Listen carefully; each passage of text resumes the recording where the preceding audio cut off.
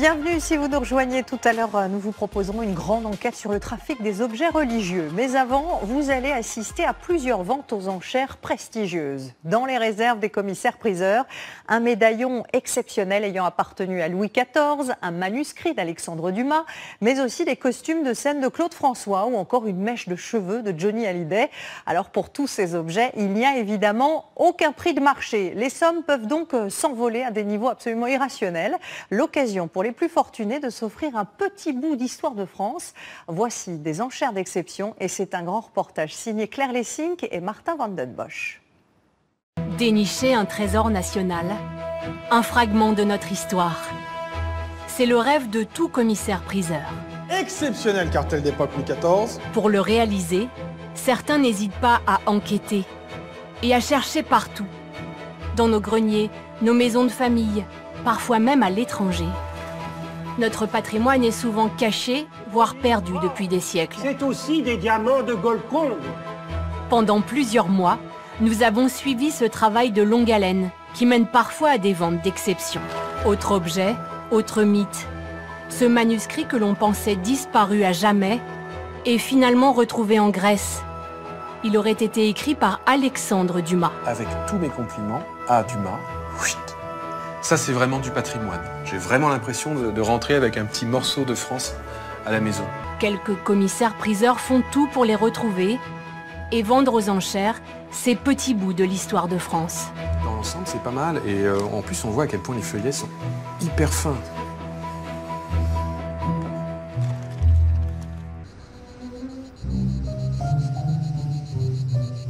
Toucher du doigt l'histoire de France demande parfois de parcourir le monde.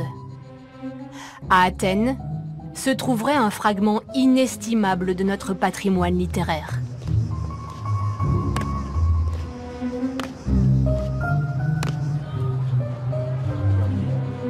Un manuscrit inédit d'Alexandre Dumas. Dimitri Johannides est expert auprès d'une maison de vente parisienne. Il aurait une information confidentielle lui permettant d'accéder au manuscrit. C'est vraiment quelque chose de très précieux parce que il n'est pas très connu et puis c'est un manuscrit complet de peut-être 150 ou 200 pages. Bon, c'est un rendez-vous à enjeu quand même, donc évidemment il faut que ça se passe bien. On s'est mis d'accord sur certaines choses au téléphone. Il faut que ces choses soient maintenues, mais il n'y a pas de raison. On est venu jusqu'ici pour revenir avec le manuscrit. Je considère que l'échec n'est pas une option. C'est une riche famille grecque francophile qui détient le manuscrit depuis près d'un siècle. L'enjeu, ça va être l'estimation. Je sais qu'ils en veulent un certain prix. Ils m'en ont parlé. J'ai essayé de voir ce qu'il était possible de faire pour que ce soit un petit peu plus attractif. Parce qu'une belle vente aux enchères, c'est un trésor et une estimation attractive, ou en tout cas suffisamment spectaculaire pour attirer un maximum de personnes. Si on commence un peu trop haut, ce qui ne veut pas dire que ça ne les fera pas, mais si on commence un peu trop haut, on peut tuer la marge d'envie de beaucoup de personnes. Le manuscrit était perdu depuis 160 ans. Si c'est bien l'original, signé de la main de Dumas, c'est une découverte majeure. Une des héritières de la famille va recevoir Dimitri. Bonjour madame. Comment allez-vous? Très bien. Merci de me recevoir. Venez, entrez. Donc voilà le trésor. Vous voulez que je regarde? Oui, est-ce que... Voilà. Alors écoutez, on va l'ouvrir. Il faut faire très attention parce que c'est très délicat. Bien sûr.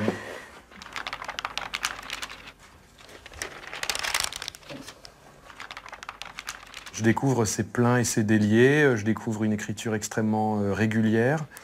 Il était conservé dans un placard de ma grand-tante. Elle le fermait à clé, etc. Et elle le sortait que quand il y avait des invités ou des gens de la famille qui voulaient le voir. Nous, on était enfants, on ne pouvait pas se rapprocher, évidemment. Donc ça a été toujours un peu comme un objet sacré. Et la première fois que j'ai pu l'ouvrir et le voir de près, j'avais genre 22 ans. Mais alors un peu de loin et sans le toucher, parce qu'elle ne me laissait pas le toucher. Et c'est plutôt comme ça que ça se passait. C'était comme une sorte de trésor caché.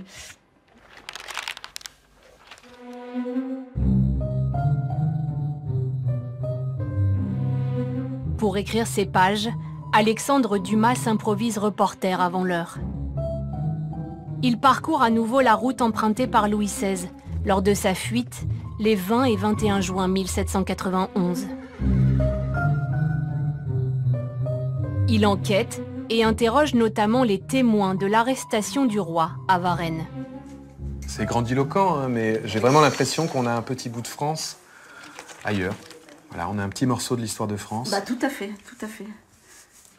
Drouet, comme nous l'avons dit, s'était précipité dans la ville. Il y a un mot barré, et il a écrit « il avait descendu au grand galop ».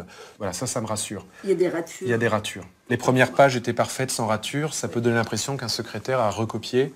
Donc là, le fait qu'il y a des ratures me rassure. Ce que je voudrais aller voir, c'est à la fin, avec tous mes compliments à Dumas. Oui, c'est Alexandre Dumas, avec vous voyez, ce S grandiloquent qui prend la moitié de la page. Ce qui sera intéressant, ce sera de lire... Ah oui, il a même numéroté les pages, page 114. Il y a un faisceau d'indices suffisamment important pour laisser penser qu'il est parfaitement authentique. Maintenant, sur un objet aussi important, aussi patrimonial, il faudra qu'on s'assure auprès de l'expert qu'il s'agisse bien de façon incontestable de l'écriture d'Alexandre Dumas.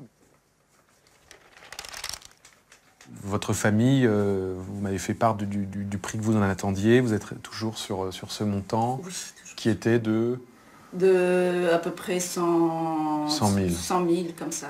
Idéalement, si j'avais eu la main, j'aurais mis une estimation autour de 40 à 60 000 euros, parce que je sais qu'à ce prix-là, ce qui est quand même de l'argent, hein, il va y avoir énormément de monde. Dimitri se plie aux exigences de la famille. Rapporter Dumas en France est à ce prix. Mais l'expertise réalisée à Paris va lui réserver quelques surprises. Dénicher un fragment inédit de notre mémoire collective, qui n'en a jamais rêvé?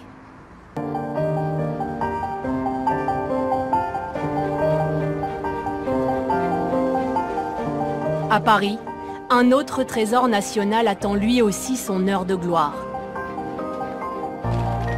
Le manuscrit d'Alexandre Dumas est rentré sans encombre en France. Par précaution, avant de le faire authentifier, Dimitri va photographier toutes les pages.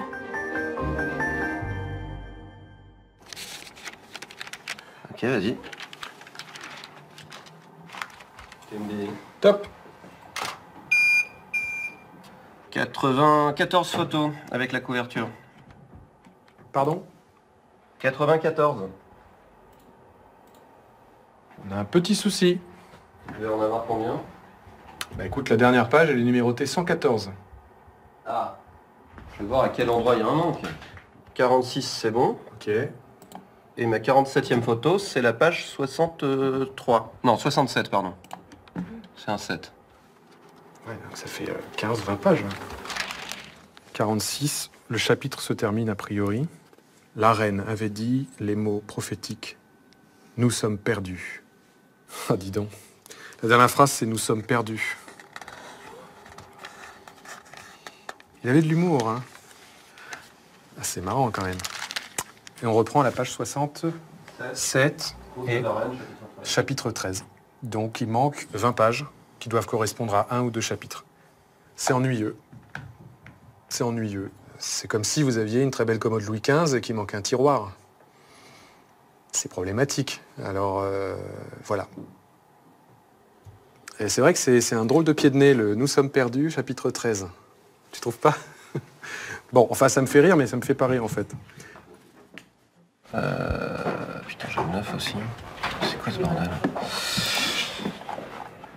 Dimitri, ils sont peut-être pas dans l'ordre, tes chapitres. Je crois qu'il faut tous les reprendre et voir ce qu'on a. Hein. Ok. On a, dans l'ordre du manuscrit, les chapitres 1, 2, 3, 4, 5, 13, 9, 10, 11, 12. Il leur a écrit, si sa numérotation est juste, le dernier serait au milieu. Donc il manquerait quand même des chapitres. Il manquerait quand même le 6 et le 7. Donc il en manque 2. Et après, il faut voir si ça a été renuméroté dans la version publiée et s'il manque réellement du texte aussi. C'est peut-être des chapitres supprimés. Pour tenter de démêler cette énigme, Dimitri a rendez-vous chez le président du Conseil national des experts, Frédéric Castin, un spécialiste en manuscrits. Bonjour Sabine. Je vous en prie. Merci. Bonjour Frédéric. Vous allez bien? Très bien, et vous?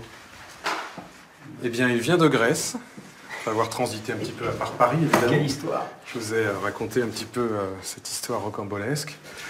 Pas rocambolesque, romanesque. Romanesque. Ça va bien avec Dumas. Enfin, il a réussi à arriver jusqu'à nous, ce qui est déjà pas mal. Et ce qui est bon pour, oui, pour le patrimoine, pour notre histoire. Et là, si je puis dire, vous avez vraiment la chaleur de la vie. Parce que, d'abord, il a touché ses papiers, c'est son encre, son écriture. Le connaisseur sent un léger relief de l'encre. Donc, la chaleur de la vie, elle est vraiment, elle est là-dessus. C'est-à-dire que c'est un peu comme si Dumas sortait de sa fiche Wikipédia et qu'il sautait à pieds joints sur la table. Non, mais je veux dire, il est là, il y a une présence physique.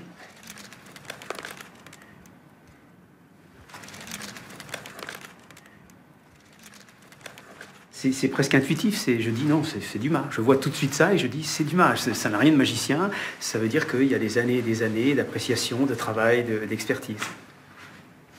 Je vous avais indiqué un manque entre la page 47 et autres. Oui, c'est ça. En réalité, les chapitres ne sont pas dans le bon ordre. Ah, donc il y aurait la totalité? Ou pas, j'avoue que bon, c'était un peu les montagnes russes. Non, parce que ce qui serait étonnant, c'est qu'il n'y ait pas la totalité. Ce qui m'étonne quand même, parce que le fait qu'il ait été relié sans que... Est-ce que la reliure vous paraît ancienne déjà? Ça peut être oui, crédible. oui, évidemment. Oui. Ce qu'il faudrait voir, c'est la cohérence du contenu, quoi. Oui, bien sûr. Ben, il va falloir, oui, regarder ça. Regardez ça. Mais bon, c'est un élément important de l'appréciation. Hein. Il va falloir que vous me laissiez un certain temps. Verdict dans 2 semaines. Mais dans tous les cas, la vente aux enchères aura bien lieu.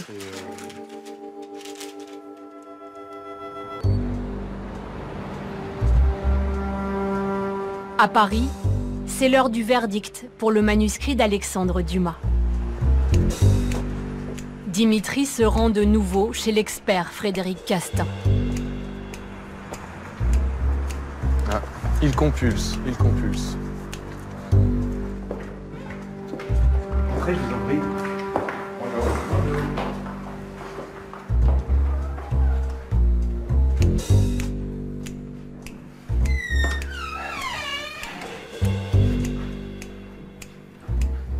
Eh bien, on se lance.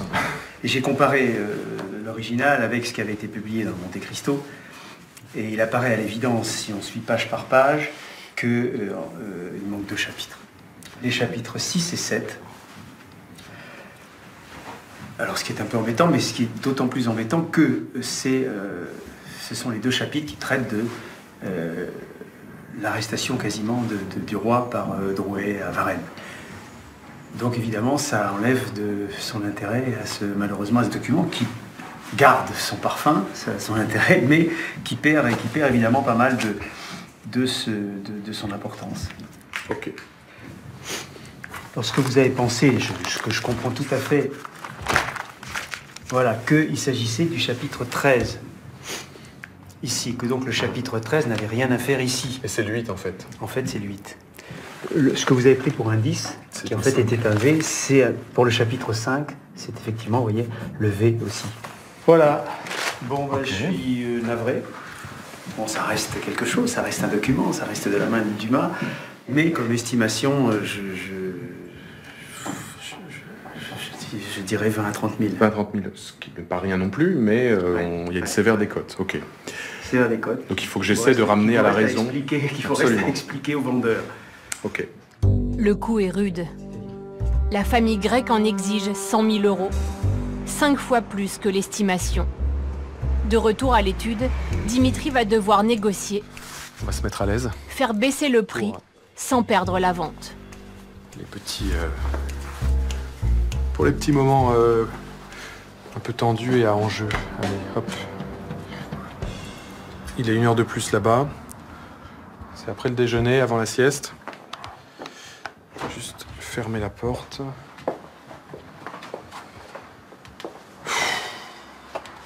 Quelle histoire.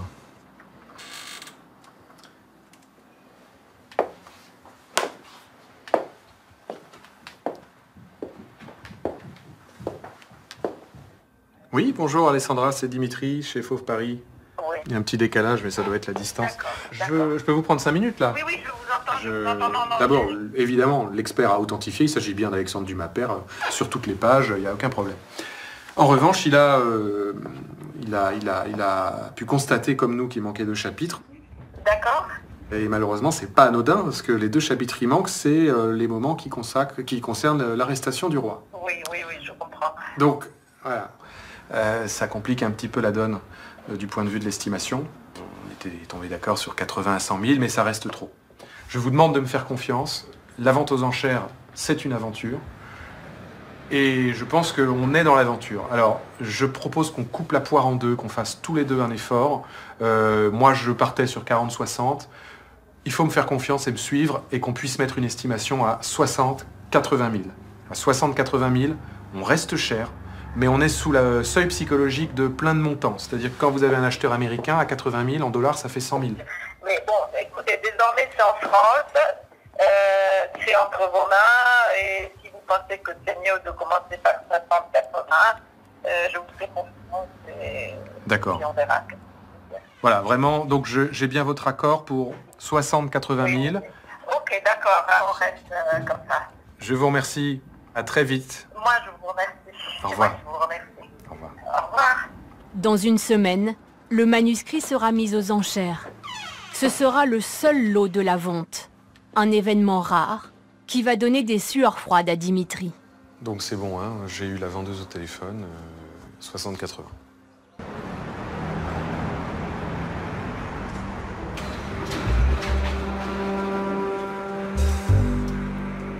Pour l'œuvre d'Alexandre Dumas, l'incertitude est totale. Le manuscrit est vendu en un seul lot. Il est incomplet et il doit pourtant atteindre les 60 000 €, le prix de réserve exigé par les vendeurs en Grèce. Un défi que vont devoir relever Dimitri et Cédric Mélado, commissaire-priseur.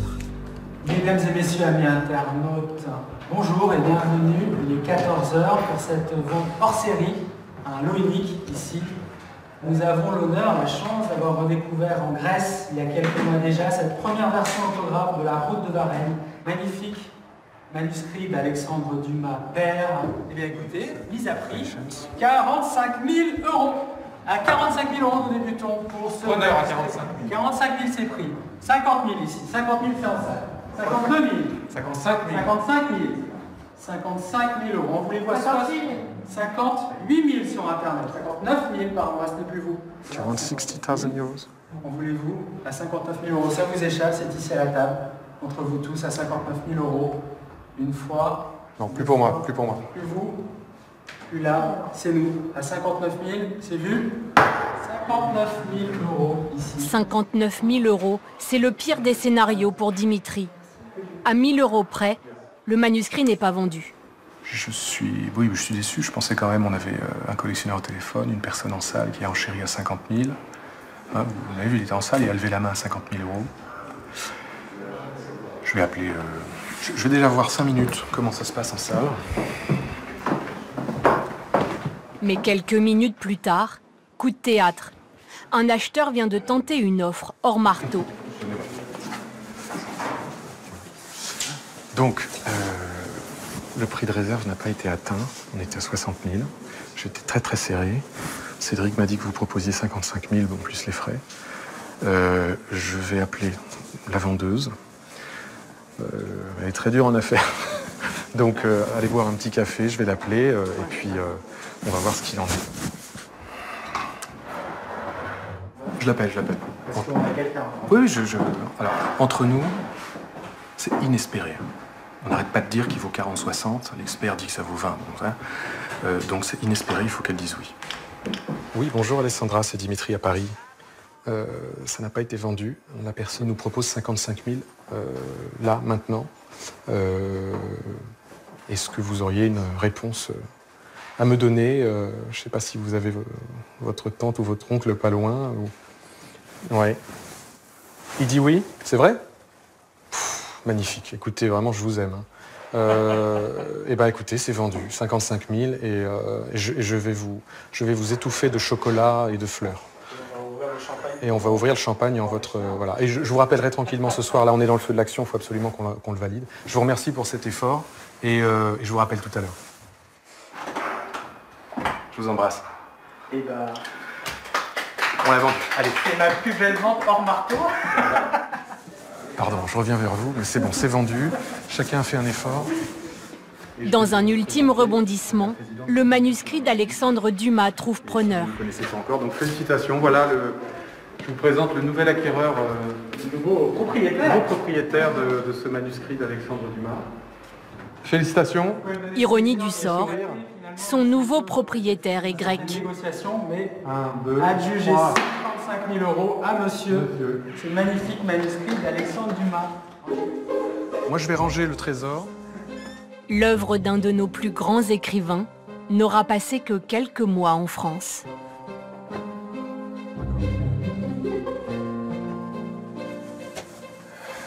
Merci.